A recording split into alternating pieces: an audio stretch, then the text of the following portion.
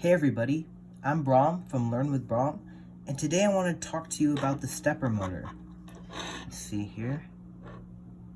This is the stepper motor. You can see it has like a knob, and that knob turns clockwise and counterclockwise, and it's used for very precise machines.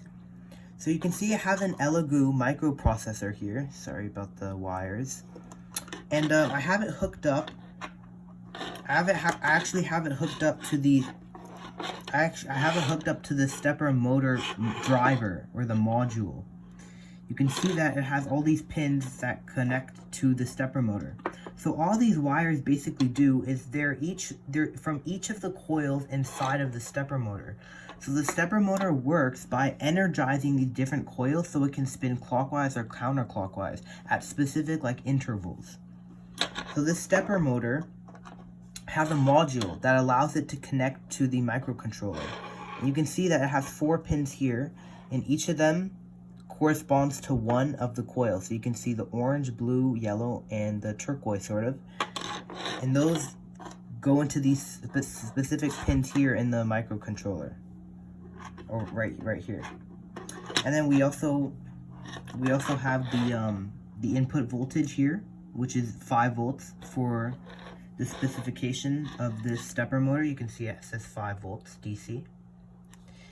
And it goes here in the microprocessor, and it also goes to ground. So that's how this works. Now for the microcontroller to know what to actually do, it needs to have some code written on it. And that is used using the Arduino IDE, which is basically a modified version of C++, the programming language. So using that, we'll be able to tell the microcontroller what exactly we want to do with the stepper motor and how exactly we're going to do that. So here I have the Arduino IDE open, and you can see I just took this code off of the Elegoo app, and it will revolve the motor in one revolution, and then it will take another revolution in the other direction.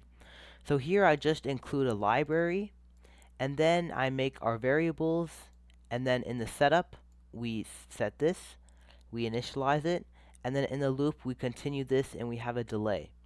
So that's how this works, and then when we put this inside the microprocessor, it'll then transfer this code inside of it, so then it can be used without being connected to the computer. Okay, so once I have my code on my computer, I can then plug it in to my microcontroller. And once we set it up, you can see that the code is running now in a continuous loop. And if you look at the stepper motor, you can see that it's rotating in one direction. It stops for a little bit and then rotates in the other direction. So yeah, so that's how we know it's working. But it's also important to note that on the specifications, this motor can only handle 5 volts. You can see that it'll only handle 5 volts. So for example, if you try to put something like this 9-volt battery, you run the risk of damaging your stepper motor. So it's important that you don't do that. And the USB that I use to connect this is running to my computer, which only allows 5 volts. When I first started with this project, I had something like this happen, where even though that the code was implemented and everything, it just wouldn't move and it would just buzz. Everything else seemed to be working fine. So I thought that maybe I should test the stepper motor itself. So I took my I got my my multimeter, and I tested it. Let's see. I tested it on each of the 2 wires. Let's see the reading I get. So it will show here. I was getting about 0.04 kilo ohms. Right here. I was getting about 0.04 kilo ohms across all 4. So it seemed that that wasn't the problem. So when I checked my code again, I actually figured out that when I initialized the pins here, I put it at 8, 9, 10, and 11.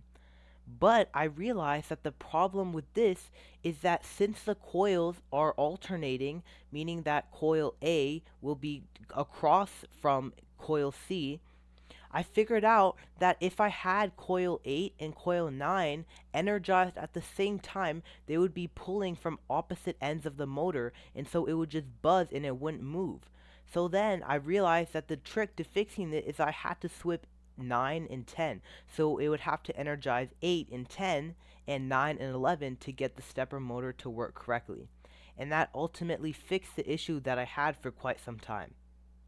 Thanks for watching. I hope you found this useful.